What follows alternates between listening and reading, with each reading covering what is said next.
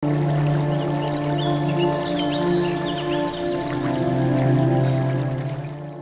semuanya, selamat datang di Langkah Positif. Biasakan subscribe terlebih dahulu agar kami makin semangat untuk menyajikan video pengembangan diri dan motivasi untuk kalian. Hari ini, kita akan memasuki dunia yang seringkali tersembunyi di balik senyuman manis dan perilaku baik. Kita akan membahas ciri-ciri orang yang mungkin terlihat baik di permukaan, namun sebenarnya menyimpan hati yang licik dan mungkin dapat merugikan orang di sekitarnya. Pada dasarnya, kita akan membuka tabir kebaikan palsu yang dapat mengecoh mata dan hati kita. Dalam kehidupan sehari-hari, kita sering berinteraksi dengan berbagai orang. Ada yang terlihat luar biasa baik, tetapi tahukah kita benar-benar siapa mereka sebenarnya? Apakah kepribadian mereka selaras dengan penampilan mereka? Apa yang terjadi ketika kita mulai menggali lebih dalam dan melihat melampaui senyuman dan sapaan mereka? Dalam eksplorasi kita kali ini, mari bersama-sama mengidentifikasi ciri-ciri yang mungkin menjadi petunjuk bahwa di balik penampilan baik tersebut tersimpan sisi yang mungkin kurang baik. Kita akan melangkah lebih jauh dan memahami bagaimana mengenali orang-orang yang memiliki niat kurang baik di balik kedok kebaikan mereka. Tanpa banyak basa-basi lagi, mari kita mulai perjalanan ini dan menjelajahi ciri-ciri mengejutkan yang perlu diwaspadai. 1. Merasa benar dengan menyalahkan orang lain. Mari kita mulai dengan menggali lebih dalam pada ciri pertama yang sering kali menjadi tanda seseorang berhati licik. Ini adalah perilaku merasa benar dengan terus-menerus menyalahkan orang lain. Pada pandangan pertama, orang semacam ini mungkin terlihat seperti penegak kebenaran, tetapi mari kita simak lebih lanjut. Seseorang yang sering menyalahkan orang lain tanpa refleksi diri mungkin mencoba menyembunyikan ketidaksempurnaannya. Mereka cenderung menghindari pertanggungjawaban dan menciptakan narasi di mana mereka selalu benar. Perlu diingat, kebenaran bukanlah monopoli siapapun, dan dunia ini penuh dengan kompleksitas. Cara mengenali tanda ini adalah melihat apakah seseorang sering kali menyalahkan orang lain tanpa memberikan ruang untuk diskusi atau pemahaman. Mereka mungkin mengarahkan tuduhan tanpa dasar yang kuat atau merasa perlu untuk melempar tanggung jawab pada orang lain. Hal ini seringkali dapat menciptakan lingkungan yang tidak sehat di sekitar mereka, di mana setiap permasalahan dianggap sebagai kesalahan orang lain. Dalam interaksi sehari-hari, perhatikan apakah seseorang selalu menemukan alasan untuk menghindari tanggung jawab atau apakah mereka cenderung menciptakan konflik dengan menyalahkan orang lain. Mengenali pola ini dapat membantu kita lebih waspada dan membangun hubungan yang didasarkan pada kejujuran dan pertanggungjawaban bersama. 2. Merasa baik dengan menjelekkan orang lain. Ciri kedua yang perlu kita soroti adalah perilaku seseorang yang merasa baik dengan cara menjelekkan orang lain. Ini mungkin terdengar paradoks, tetapi mari kita selami lebih dalam untuk memahami kompleksitasnya. Orang dengan ciri ini seringkali mencoba meningkatkan rasa diri mereka sendiri dengan merendahkan orang lain.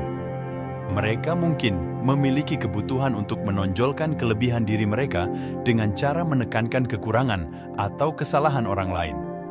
Tindakan ini bisa menjadi strategi untuk menutupi ketidakamanan internal mereka atau bahkan sekadar cara untuk menciptakan dinamika kekuasaan. Bagaimana kita bisa mengenali tanda-tanda ini? Perhatikan apakah seseorang seringkali mengekspresikan kritik atau merendahkan orang lain tanpa alasan yang jelas. Mungkin mereka kerap membuat lelucon atau komentar sinis yang seolah-olah bersifat tidak berbahaya, tetapi sebenarnya merusak citra orang lain. Penting untuk memahami bahwa kebaikan sejati tidak perlu membandingkan diri dengan orang lain atau merendahkan mereka. Dalam hubungan yang sehat, kita saling mendukung dan membangun, bukan merusak. Jadi, mari bersama-sama mengenali dan menavigasi kompleksitas dari perilaku ini agar kita dapat membentuk lingkungan yang positif dan penuh kasih. Saya yakin dengan pemahaman ini, kita dapat menghindari jebakan dari orang-orang yang mungkin mencoba menyamar di balik bayang kebaikan. 3. Sok hebat tapi mengkerdilkan orang lain.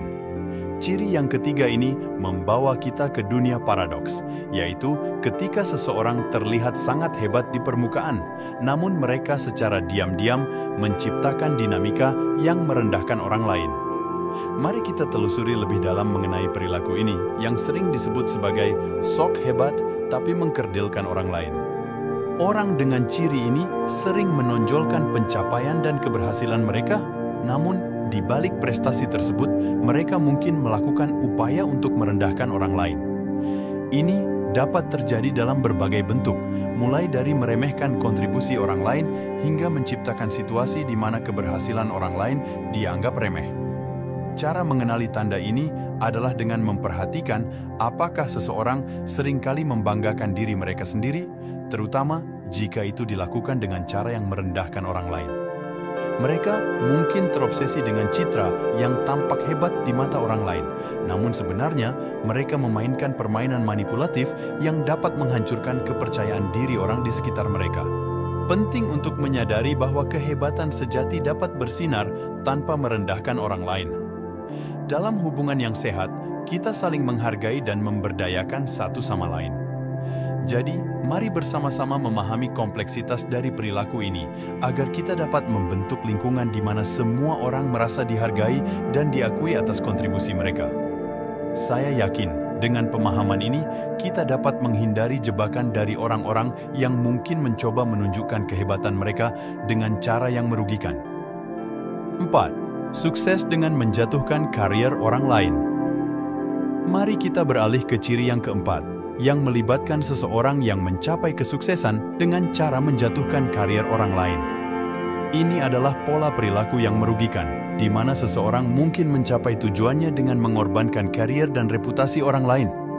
Mari kita gali lebih dalam untuk memahami kompleksitas dari sukses semacam ini. Orang dengan ciri ini mungkin memiliki keinginan kuat untuk maju dalam karier mereka, namun mereka memilih jalur yang tidak fair. Ini bisa melibatkan menjatuhkan nama baik rekan kerja, menyebarkan rumor, atau bahkan melakukan tindakan yang merugikan secara profesional. Mereka mungkin terlibat dalam permainan politik kantor yang dapat merusak hubungan di lingkungan kerja. Bagaimana kita bisa mengenali tanda-tanda ini? Perhatikan apakah seseorang sering mendapat kesuksesan dalam karier mereka dengan cara yang tampaknya merugikan orang lain. Mungkin mereka sering berada di pusat konflik atau terlibat dalam situasi yang merugikan rekan-rekan kerja. Memahami bahwa sukses sejati tidak memerlukan kehancuran orang lain adalah langkah awal untuk melawan pola perilaku ini. Dalam dunia profesional yang kompetitif, penting untuk menjaga integritas dan menghargai kontribusi kolektif. Jadi, mari bersama-sama menyelami dunia yang kompleks ini agar kita dapat mengenali potensi risiko dan membantu menciptakan lingkungan kerja yang adil dan positif. Dengan pemahaman ini, kita dapat menghindari jebakan dari orang-orang yang mungkin mencoba mencapai sukses dengan merugikan orang lain.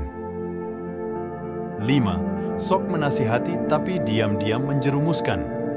Saat kita menjelajahi ciri yang kelima, kita menyelami dunia kompleks di mana seseorang dapat tampil sebagai penasehat bijak.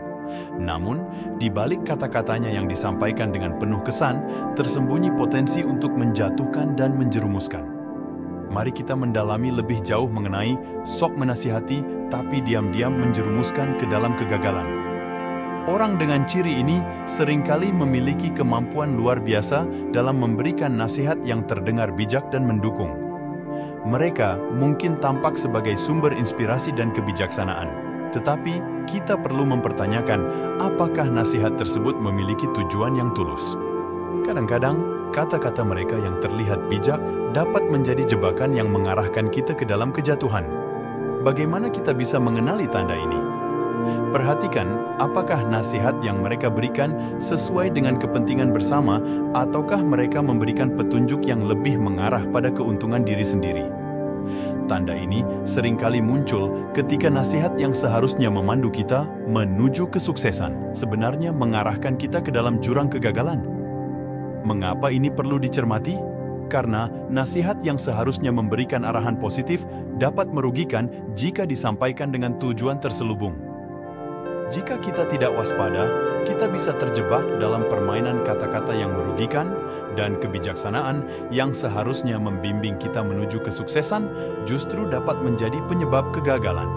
Dalam membangun hubungan dan bekerja sama, penting bagi kita untuk tetap kritis dan memeriksa apakah nasihat yang kita terima memiliki tujuan yang jelas dan sejalan dengan kepentingan bersama.